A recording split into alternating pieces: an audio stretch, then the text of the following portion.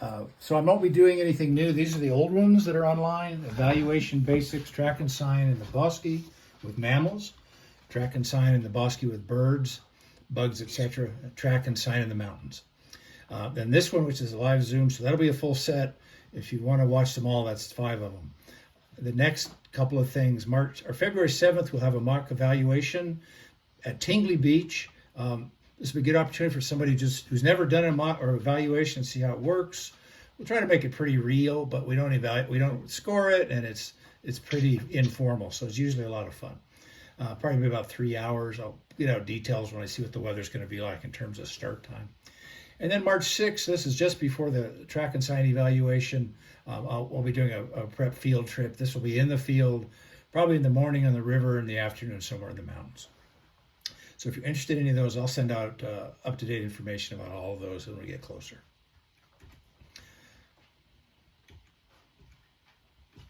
All right, these are the 4 that are available.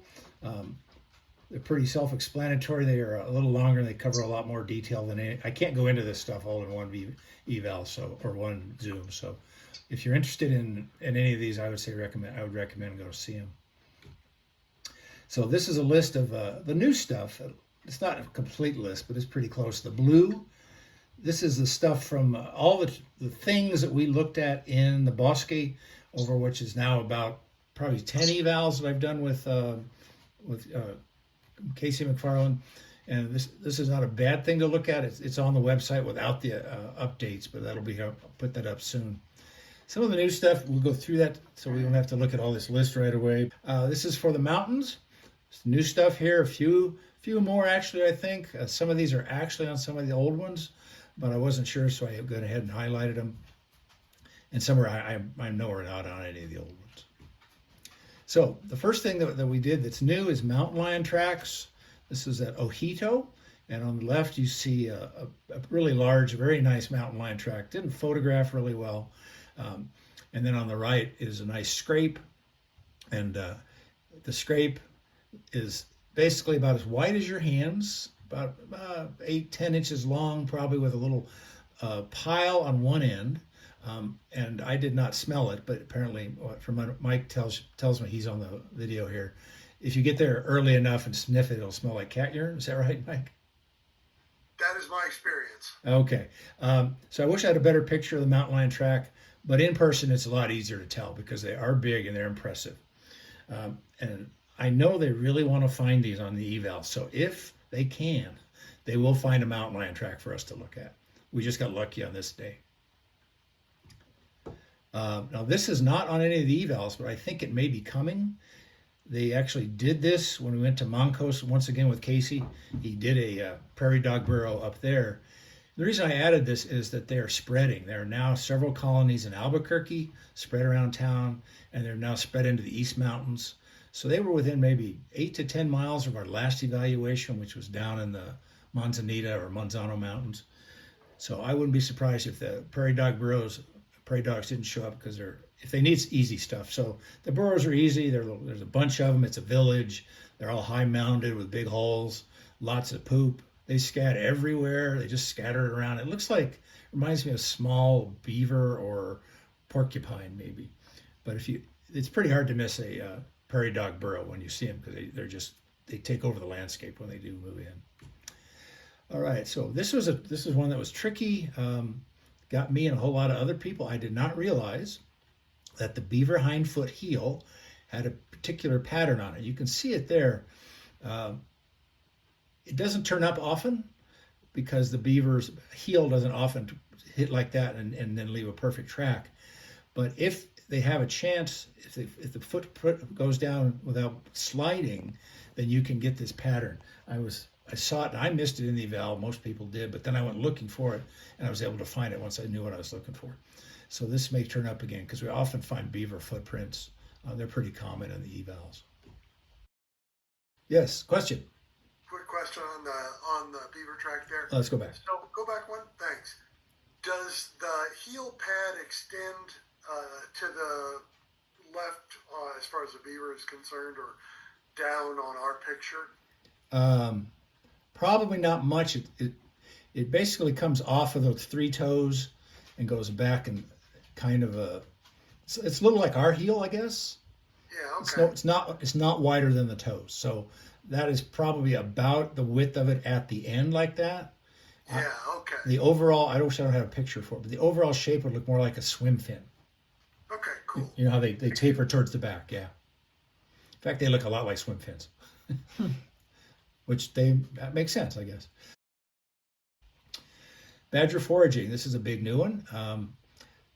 There can be a lot of holes, usually about 8, 10 inches across. Could be a few inches deep, up to a foot, but there will be many of them.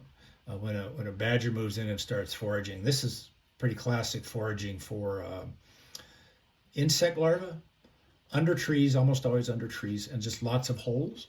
If you look, you might see a track, but usually nothing will help you like that.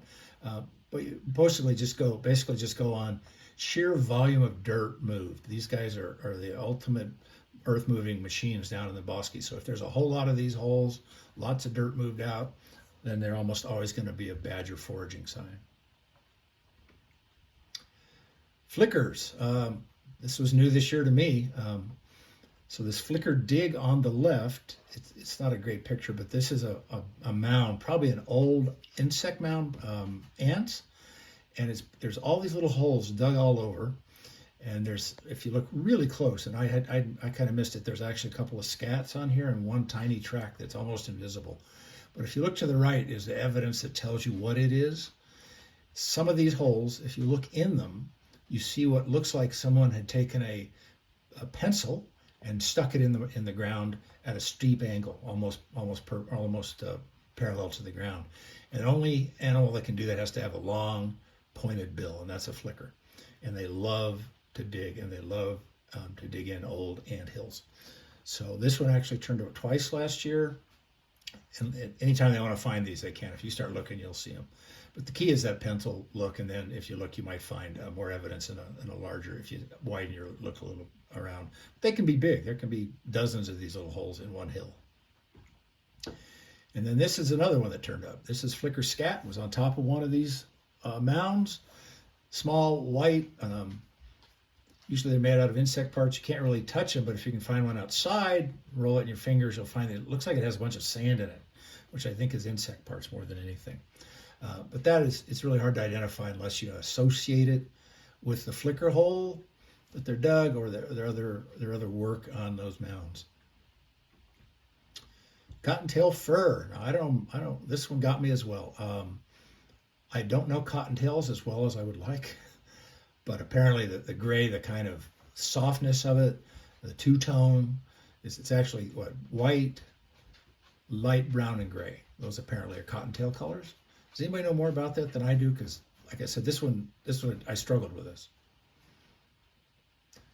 Ultimately, I picked cottontail because I figure it's the #1 food source, and there wasn't a lot of it. Like my hand would cover this easily. And this was new too. I'm not sure I've covered this before. This is Wilson snipe. It turned up twice, and it's rare. I've only seen it a few times in the bosque, but they are there. And they look like a large version of a sandpiper. But they have holes. I didn't circle them, but on the left side, you can see the probing holes in front of the toe. The middle toe, there's a couple of holes in the ground. That's how they feed. They have a long probe-like beak, and they probe into the mud looking for food. So if you're lucky enough to find a place that has those probing holes, it really helps. But in terms of identifying them, at this size, there's really nothing else in the bosque that looks like that. Smaller birds, sure, but nothing like this. Can you see what size that is? It's hard to tell there, but I don't have a good scale on that. If anybody knows the size of a sandpiper would be about 2/3 of that. So I couldn't give you the exact size of it, unfortunately, because I don't have one with a scale in it.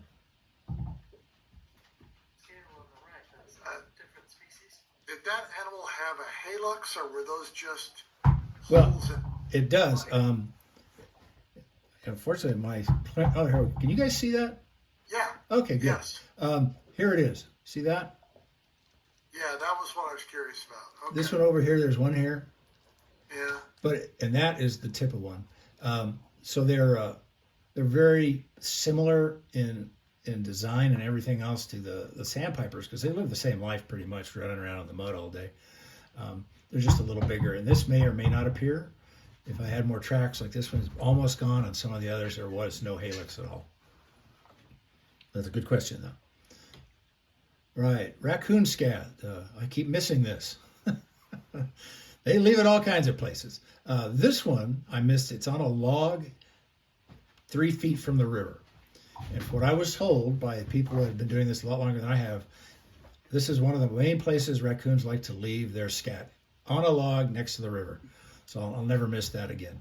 But this one, I mean, I was not sure if it's just a coyote or a raccoon. The location on top of a log, probably more raccoon than coyote, but I missed this anyway. But if it's especially elevated like this, probably a raccoon. Is there anything about texture or anything that differentiates them? I cannot come up with anything that tells me raccoon by texture. I mean, it's similar. And it depends what they eat, of course, because they eat everything.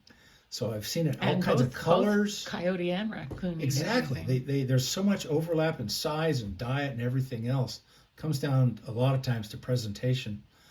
And usually raccoons don't display, but this one is absolutely displayed. So I learned a lot that day. This is not the only one.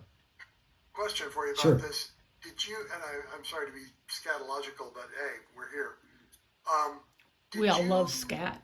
Yeah. probe that? Did you check to see if there was any sign of fractured shell in it? Like, No, I know. This was the time of year when they didn't really have crayfish. oh, never mind.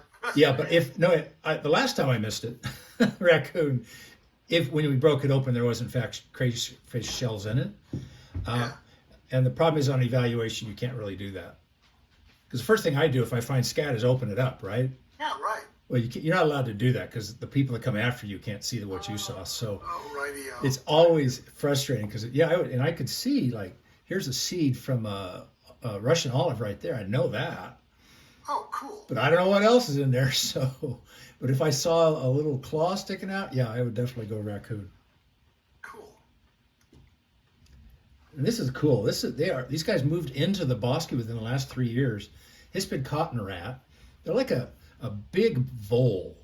They live in the grass. They make little tunnels in the grass. They're really cute. They're really cute, little balls of fur, long, thin tail, and they like this is one of their holes. So I am standing on the sandbar next to the river, and this is the very first part of the grassy knoll just above the sandbar.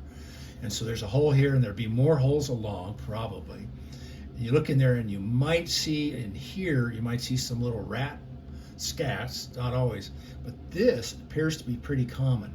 They love this rough cocklebur, and they eat this, which amazes me. That is the most horrible thing. But they eat it, they open it up, take out the seed, and so I found these all over in here, and I found those consistently whenever I find these guys. They just like to, that seems to be one of their favorite foods. And you might find, if you look hard enough, apparently they will make little tunnels through that take them places. This one appeared to be just like deep enough for them to go hang out, though. Let's see, this is up at Ojito. This is an old fruit tree, and these are scratches from a bear. And they will last for years and years once they've done this. And it's hard to see on this one. Here's the scratches. And then there's some around the other side. If you look at them, you can almost figure out how the bear got up, like where its claws moved, and how high up it went by the scratches. What's the separation distance on the claw separations? That's pretty good size. That's at least an inch. If you look Yeah. up. Yeah, so it's spread out pretty good, but up above, up in here, they're much closer together. And I don't know, it could have been a smaller bear, or it could have been once it got up, it didn't need to spread out its claws as much. Or they're just everywhere in the tree. The key is there's a whole lot of them, and they're all small and about the same size. So Can't be a woodpecker or anything like that. These are holes just big enough to reach the sap and have it come into the tree. But this has become real common in the sandias as one of the questions. So would you say like tip of the pinky finger size hole? Yeah, Or a little smaller. That's probably about right. And if you look at them closely, you'll see that there will always be some sap left in them. They can't really clean them out completely. And there's just a lot of them often. And they pick a tree they seem to like, and they come back to it year after year, to the same tree. So they've started doing these on most of the evals. It's a nice question, easy once you've seen them. This one's really weird. Coyote grass scab. Not often seen, but it was a question in Ojito. Apparently, coyotes, when they are feeling poorly, will eat grass just like a dog, and it will pass through their system and come out the other end. And that's what this is, apparently. How they could tell, I don't know, but it did look kind of weird, and it certainly looked to me like it had been either thrown up or pooped out by a dog, just having seen both of those things from my dog. But I didn't realize that it was a coyote exactly. I just said canine, but I didn't know what it was. This is rare. I don't expect to see this one again. Michael? Yeah. Very brief. Sure. You talking to Michael or Mike? No, you. Do you have a question? Yeah, I did. I have video of mountain lions doing the same thing, but all of my, including regurgitating it. Really? Does it come out looking like that? Because that's like. No, we use ours had more saliva and they have a preferred kind of grass, and I can't tell you the name of the grass, but it grows at a place I happen to put my camera. So if anyone needs puma barfing videos, you should start your own website. And this was it doesn't show up well in the picture, but it still glistened a bit, which is the only reason I thought, okay, it's a dog puke first off. And I think that's what I actually said, was that it was a dog puke, because it just, seen that with my own animals. Now this one has not been asked, but I'm expecting it to come up. Missing an S on the Aberts. So this is an Abert squirrel dray. The one on the left here is up at Ojito. It's kind of fallen apart a little bit. These things are about the size of a beach ball. And these are big because the squirrels that live in them are big. They're often made out of, all the ones I've seen are primarily composed of ponderosa pine needles, which I suspect are easier to build with because they're nice and long. But this one, which Sherry and I found on Mystery Trail like a month ago maybe, is mostly built from ponderosa pine needles, but it's also supplemented with a bunch of fur. So it's kind of like, here's some fur right here. That's a Douglas fir, I think. But the key on this thing is it's like a sphere. Most birds, I don't know of any bird in the Sandias that makes a spherical nest this size. They're not easy to find, but once we started looking, we found a few of them. And at Ojito, where we have been going pretty regularly, there were 3 of these within 100 yards once I started looking around. Oh, sorry. Any questions on that one? Okay. And they call them drays. They're just nests. I don't know why they use that word. All right, this is a tricky one. Once again, I missed this. So this is a deer bed right here. And I've looked at a lot of deer beds. I never saw one that looked quite like this. It is not scraped. There's a bunch of punctures, like maybe from hoof. And there were actually some pine cones on it, which may have dropped down later. But it didn't have that kind of worn-in look. But it did have this little indentation right here. If you took your knuckles, 2 of your knuckles, and stuck them into the ground, that would give you this. And that is how they get up from the bed. Their first paws bend over, or their front feet bend over, and the thin part just above the hoof are paired, and they go into the ground. And because all of their weight is on the front at that point, they leave this mark. That's obtuse. I know. But I learned a lesson. just before this, Casey did an extremely long presentation on deer beds and talked about this, and I still missed it. But it's just that is the only clue. But there was a guy with us who was a deer hunter. He walked up and recognized it instantly. So that's a deer bed. Walked away, but I didn't. So any questions? You can expect to see a deer bed on every Casey McFarland eval because he really, really loves deer beds. You will find them. If you don't, he will find you one. Okay, this is also an ojito. This is really cool. I hadn't seen this before we found it. So here's a pile of turkey scat. It's probably about 3 inches deep, and it's this big around. It's under this giant ponderosa, and also all around here there were a few feathers, and then Turkey feathers. turkey right? feathers right here, and then this is just packed with turkey scat, and they like to hang out right up here in these nice open branches of a ponderosa and leave this giant pile of poop. Not easy to find in a lot of places, but at Ojito, once again, I started looking, I found 2 more within 100 yards of this one. And I have never yet seen a turkey in one. So I don't know. Maybe they go up at night only. I don't know. But it looks like they want a high ponderosa with the branches up nice and high like that. So that they... Yes? I'm sorry. Rarely, what we see is, it depends on the month, but figure around 6, 7 in the summertime. Really? Yeah, I'd love to go up there and see them sometime. I've never seen a turkey in a tree. See them on the ground all the time, but I've never caught one in the tree. This is also in that same area. This one's a tough one. So over here we have a tree that has been stripped. You can see under here. Sometimes, the action of the wind and whatever, rain, snow will strip the top. But this is on the bottom of the branch, so it has to be an animal. And what they're after is this nice soft stuff here, which makes a beautiful nesting material. And this nesting material had actually blown out of that dray that we had seen before onto the ground. So you were able to see both where it came from and what it looked like when they finally got around to using it. So you were there for that one, right, Jim? Yeah, well, you've been coming to enough of these that I'm probably wasting your time because you've seen all this stuff. No, great review, and no, I don't recall that one. Oh, okay, yeah, because I thought that was cool, and that's the second time I'd seen it, so I got this one right. That was a rare event that day. Coyote fur. Now this they found down in the bosque. Looked like the coyote had been killed probably by a car, but this was what was left of it after everybody else finished with it.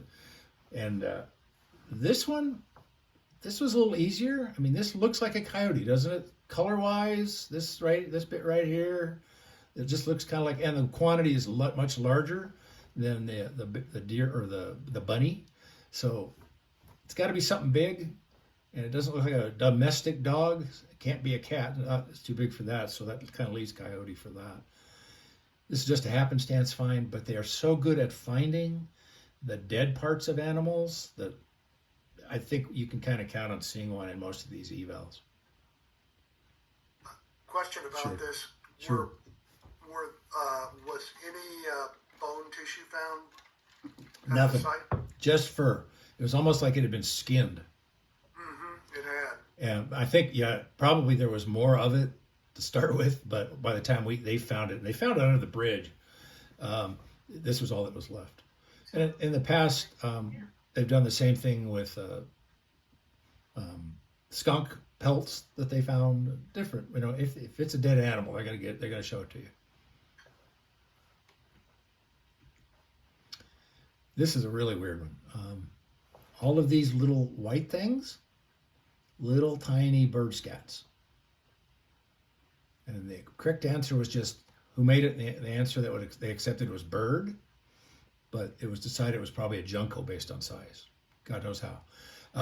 But it just if you just imagine a bird, a really small bird pooping all over, then this is what you'll get. There were no feeding signs to go with it or anything, just a whole lot of bird scat.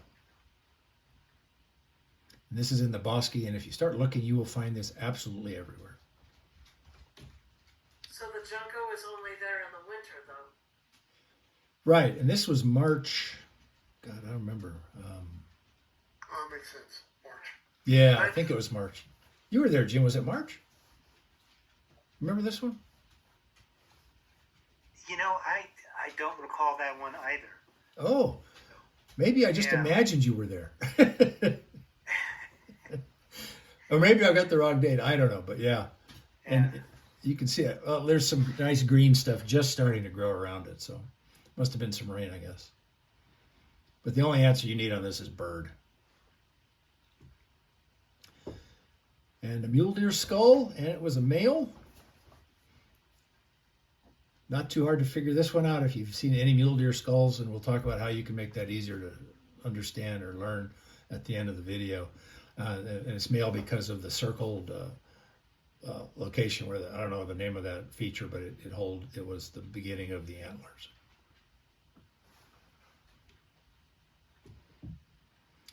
And this one's tricky. Deer antler, one half of the deer antler. Which side was it of the head was it on? And there was at least a half-hour discussion on this between a bunch of people who know this stuff inside out. But basically, what you're looking for is these things need to scoop up. So if you try to put that on the right side of the head, they will point down. If you put it on the left side, they will point up. That's the key here. And I missed that, so a lot of people did.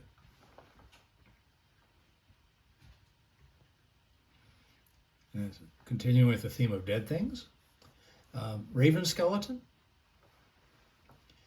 And the key here, large black bird, crow or raven, you got that much, right? So you get a 50-50 chance. This is what seals it. This is such a heavy bill. See this bill? A crow is much smaller, much lighter, thinner. So it is a raven based on that alone.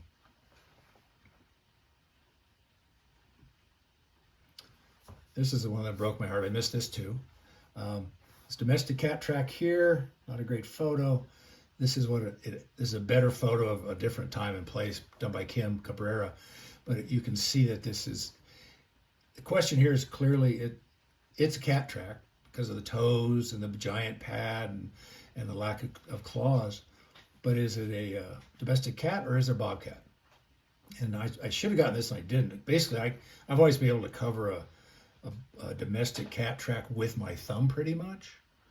But I cannot cover a bobcat. They're too big. But there are a lot of other things here. I've written them down. I can almost remember all of them.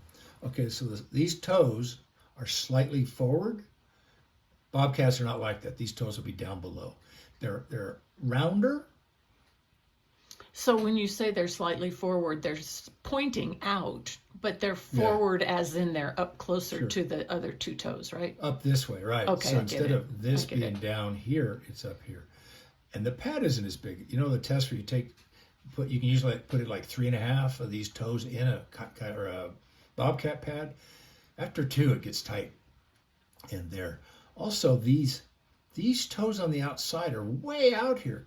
A bobcat, a lot of times the pad is almost as wide as the toes are. So all of those features combined make it a domestic cat. And I just missed that. But the size is the key. If you can cover it with your thumb, it's going to be a domestic cat or immature bobcat. But then you go to these kind of toes here. All right. Any questions on that? I'm no expert on this, or I would have gotten it right. Okay. Bobcat skull. Kevin, who comes with these, Kevin O'Malley, who helps run these with Casey, is an absolute whiz at finding skulls. He can walk off in 10 minutes, return with one. He says he just thinks imagines he's a predator, and where would he want to go have dinner? And he goes into that location and looks for him. So he found this bobcat skull up at Ojito. And so you look at it, and it's pretty quick to figure out it's some kind of cat because it's got the giant eyes, little nose. Not a great picture of it, but you can kind of put it together. So you got this look here, but the difference is size. Unfortunately, they can be a small bobcat skull if they haven't grown up.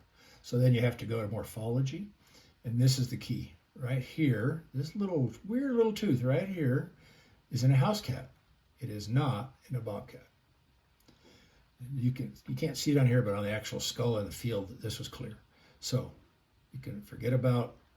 Or I'm sorry, it didn't have that, so it has to be a bobcat. You can eliminate house cat. And the second question, is there any questions about that? Does it make sense? It's like the simplest little way to tell them apart. But I think, tell me, Mike, I think mountain lions have this little tooth. I think that they do too, but don't quote me on it Yeah. until I have a chance. It's just to weird. look. It's just weird that it doesn't seem to have that much function in a house cat, but bobcats don't have it and house cats do. So that was the first question. Who is it? The answer was bobcat, but it's an immature bobcat because the size is so small. But without that tooth, it cannot be a house cat. At least as far as I can tell. They always have that. But then the second question was, how old was it? And here's a clue that helps you answer the first question as well. This is what a mature bobcat's mandible looks like. 1, 2, 3 teeth with a fang out here. These are unerupted teeth. Molars. They have not come in yet, so this has to be an immature animal. Hasn't had a chance to grow its full teeth in. Are those called carnassial? Right. So this is one, I mean, if you know those little tidbits, you can sort this one out. Yeah. There's a raccoon skull. I found this in the bosque. Not a great picture, but here's the mandibles. Here's what's left of it. You could put it together pretty well if you tried. He won't let you touch them though, will he? Yeah, you can touch these. Oh yeah? Skulls you can touch, unless Okay. they're really delicate. They'll let you put them together and see if the teeth fit and all that stuff. But raccoon skulls, so size, of course, it's pretty good size. You can see by this. What is that? About 5 inches, almost 6. Yeah, about 5 inches long. So it's a big mammal. And it's got a couple of features that are very raccoonish. It's got all kinds of teeth, tearing and cutting or mashing teeth. Chewing. And then it's got a couple things. One, it looks like an arrow. If you look at, because of these eye sockets, it has a very arrow-like feature. And then this looks like a light bulb. So if you see size and those two features, it's probably a raccoon. And also, there's just a lot of raccoons in the bosque. So there's a lot of raccoon carcasses around, I suspect. So any questions on that one? Yeah, Mike. So if you look at this, the ocular orbit's incomplete at the aft end. You're talking about this, right? Yeah. Is that characteristic? You know what Is that typical? I'll have to go look at that. And in a minute, I'll show you where to get the answer. Can you hang on? Okay. Love it. That's a good question. That might be another way. I haven't seen that as a defining characteristic. The other one they say is if you look, it has 6 teeth across the front here. But so many other animals do. I'm not sure that helps you that much. So anyway, let's say you had a question about a skull, Mike. You could go to the online skull challenge, which is now available on our website. And it's got a series of, I think, 26 mammal skulls and 13 or 14 bird skulls. And they're set up in such a way that as you scroll through, you see the left-hand screen without answers. You can try to puzzle out who that is. You go to the next screen, and it has the answer and the defining characteristics that'll help you sort it out. So this, we could go look up the raccoon right now, and everyone has all 4 pictures like this, so you can see all 4 aspects of the skull, and you could answer that yourself. So you can use it both as a reference, and you can also use it as like a flashcards. Just go through it and see which ones you know. So what's coming up? This is the year in tracking, not the stuff we put on here in Albuquerque, but the stuff that the professionals are offering this year in and around Albuquerque. So 5th and 6th, we have the trailing evaluation. Each one is a day.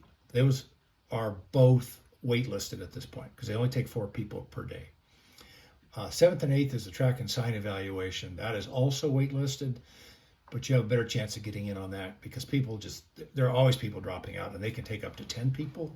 I've even seen 11 on one occasion. So if you can get on that wait list, you got a small chance of making it. Now, on the 13th, this is brand new. They haven't done this for years. They're doing a tracking exploration, which is a lot like the trailing thing, where you just walk around in the woods with Casey. These are all Casey's, except for one I'll mention. So somewhere in the Gila, you'll spend a day walking around with Casey looking at stuff, which just sounds wonderful to me. So I'm going to that. And the 14th and 15th, a track and sign evaluation, once again in the Gila by Casey.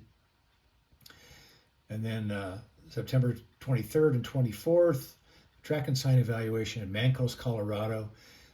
This was actually by a guy named Marcus Raynerson. And the reason I put it on here is because of my budget constraints, I can't go to track and sign evaluations where you have to fly and rent a car very much. But you can drive to Mancos, and this is a wonderful deal. We did one last year. The guy who runs this has his own website, tracking group. He's a wonderful teacher, and Marcus is good. We saw Marcus when we did an evaluation in Washington State, like 3 or 4 years ago. So that's a good one. If yes. Where are you guys going to base it in the Gila? I have no idea. They don't know yet. I wish because that's a big area. I think some people are going to camp out, but I'm not going to be one of them. I'm not camping out on the Gila in March. So I just got a room in Silver City, and I'm hoping for the best. But whatever it is, that's what'll happen.